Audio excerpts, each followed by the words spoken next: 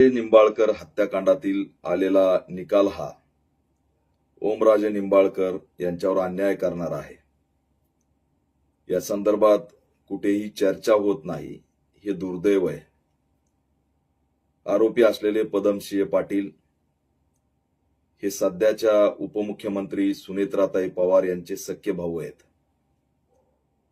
CBI कोर्टामध्ये चालू असलेली ही केस आणि सीबीआय कोर्टाने दिलेला हा निकाल, केंद्र सरकारचा कशा पद्धतीने कोर्टावरती अंकुश राहिलेला आहे हे सगळं देशाला माहिती आहे.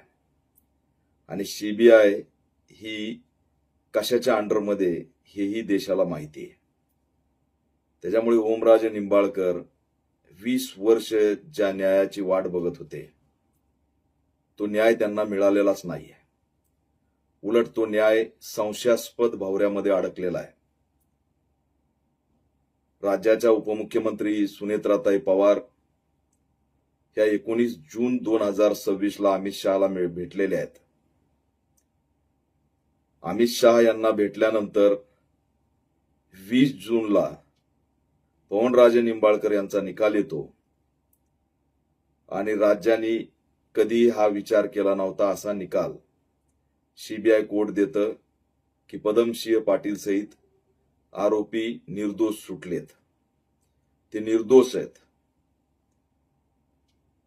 टायगर ऑपरेशनची भनक सगळ्यांना लागली होती आणि ओमराजे निंबाळकर या टायगर ऑपरेशनमध्ये सहभागी होण्यासाठी याचसाठी तयार झाले असावेत की पवनराजे निंबाळकर या त्यांच्या वडिलांना न्याय मिळेल. परंतु 2 महिन्यात निकालाची 3दा तारीख फिरते.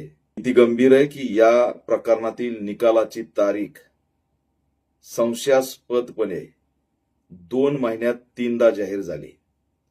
14 मे 2026 ला निकाल येणार होता. पुन्हा 16 जून 2026 ला निकाल येणार होता. 19 जूनला अमित शहा आणि सध्याच्या उपमुख्यमंत्री यांची भेट होते आणि अखेर 20 जूनला हा निकाल लागतो. त्यानंतर तात्काळ ओमराजे निंबाळकर टायगर ऑपरेशनचा भाग व्हायचा की नाही याचा विचार करतात आणि पुन्हा अमित शहा हायकोर्टात जाऊन त्या ठिकाणी ही केस चालू अशा पद्धतीचं आश्वासन देतात.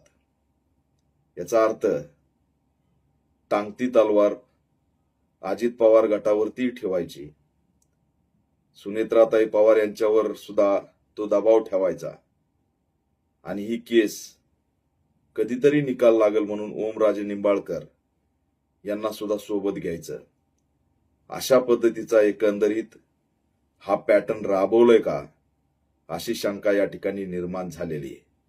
त्याच्यामुळे पवनराजे निंबाळकर यांची राजकीय कट कारस्थानातून झाली हे कोर्टाने मान्य केलंय, झाली हेही मान्य केलंय.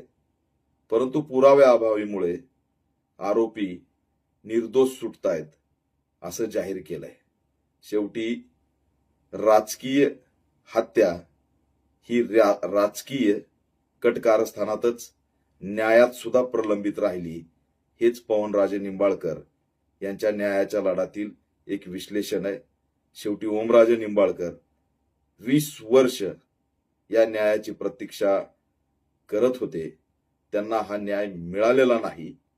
हेच असणार याच्यामध्ये सत्य आहे.